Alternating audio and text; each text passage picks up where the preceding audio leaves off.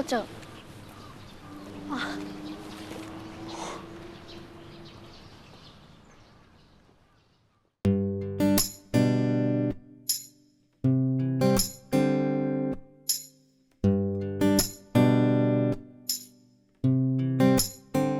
어렸을 적 받은 문학상으로 승승장구할 것만 같았던 유명 작가를 꿈꾸는 사설탐정 료타는 이혼 후 한 달에 한 번 만나는 가족과 함께 엄마 요시코의 집에 머물게 됩니다.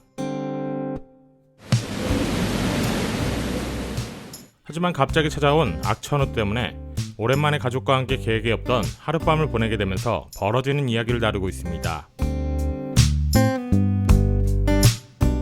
영화 태풍이 지나가고는 2016년 칸 영화제 주목할 만한 시선에 초청을 받을 정도로 각광을 받았으며 고레에다 히로카즈 감독의 영화 어느 가족이 나오기 전 마지막 가족 영화였고, 감독 자신이 예전에 살던 아파트에서 촬영을 한 영화로도 유명해 자전적인 의미와 더불어 영화 촬영지 성지순례로도 관심을 받고 있다고 합니다.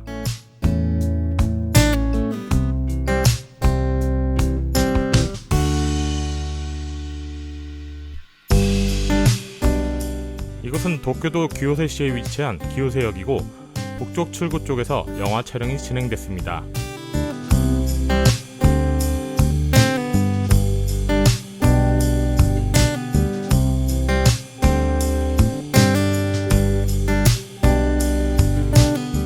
영화에서 이것은 료타가 엄마네 집을 가기 전 내리는 역입니다.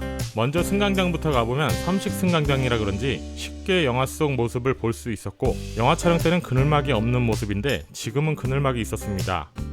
그렇게 북쪽 출구 쪽으로 가다 보면 료타가 먹었던 우동집이 나오는데, 실제로 이 식당을 가기 전 여기서 우동을 꼭 먹어보겠다는 게 제 미션이었습니다.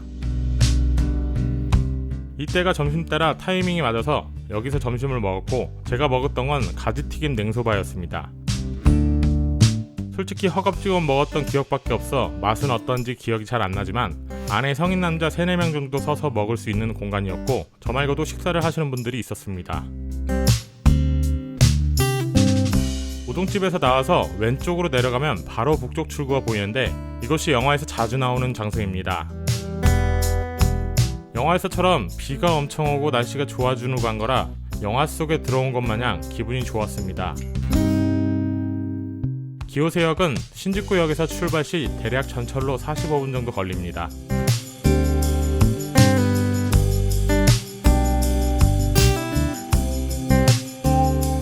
이곳은 도쿄도 기요세시에 위치해 있고 크게 두 곳에서 영화 촬영이 진행됐습니다. 먼저 가볼 곳은 영화에서 료타 가족이 놀던 문어 놀이기구가 있던 공원입니다.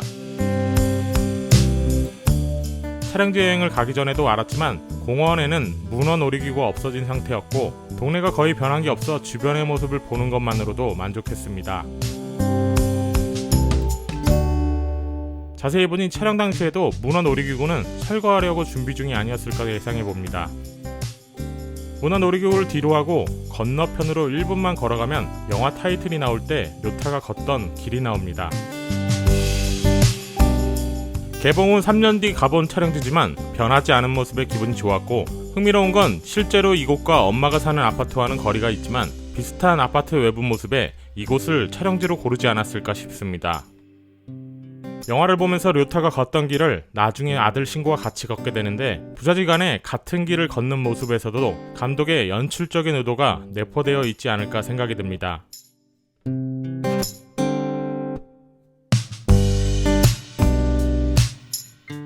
영화에서 이것은 영화 타이틀이 나올 때 료타가 걷던 길뿐만 아니라 아들 신고와 함께 걷던 길이기도 하지만, 크게는 료타의 엄마인 요시코네 가는 중간길로 나옵니다. 너무 조용해서 무서울 정도로 사람을 마주치지 않았던 동네였고, 영화에서 료타가 어렸을 적 올라갔다고 했던 그 숲탑을 보는 순간 스케일에 놀랐습니다. 그리고 이 동네는 아키치역에서 도보로 대략 11분 정도 걸리는 거리에 위치해 있고, 예전에 여행했던 영화 앙 단팥 인생 이야기에서 도라하루가 있는 장소와는 도보와 전철을 이용 시 대략 35분 정도 걸립니다.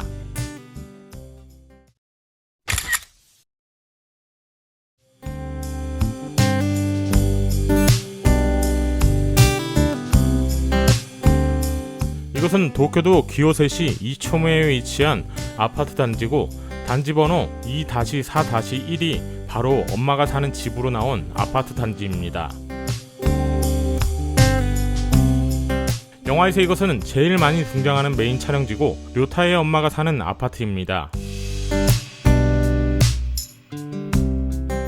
우선 먼저 가볼 곳은 료타가 엄마네 집을 가기 전 내린 버스 정류장입니다. 날씨가 좋아서 그런지 기분이 들떴지만 아쉽게도 료타가 케이크를 샀던 빵집은 문이 닫혀 있었습니다.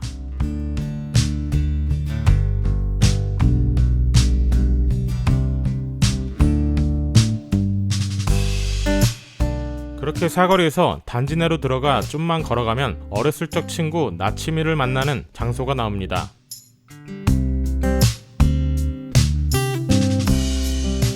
오랜만에 만난 나치미는 어릴 적 문학상을 받아 지금도 잘 나간다는 료타에 대한 이야기를 하지만 사실 료타의 현실은 그렇지 못합니다. 6월이라 그런지 나무가 울창해 산림욕을 하면서 료타의 엄마네로 이동해봤습니다.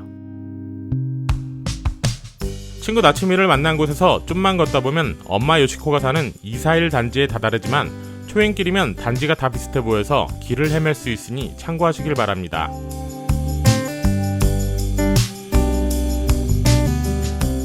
영화를 보면서 너무 와보고 싶었는데 누군가한테는 평범한 일상인 이곳에 영화 속 장면들을 담으며 걷다 보니 소확행에 대해 다시 생각하게 됐습니다.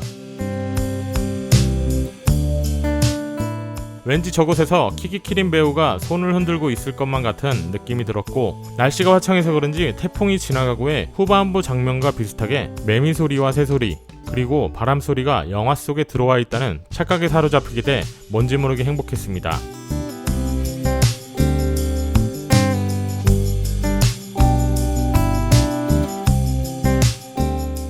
그리고 사실 이곳에서 9살부터 28살까지 고레다 히로카즈 감독이 살았다고 하니 자연적인 의미가 많이 내포되어 있는 영화면서 왠지 모르게 생가 체험을 한다는 느낌이 들게 됐습니다.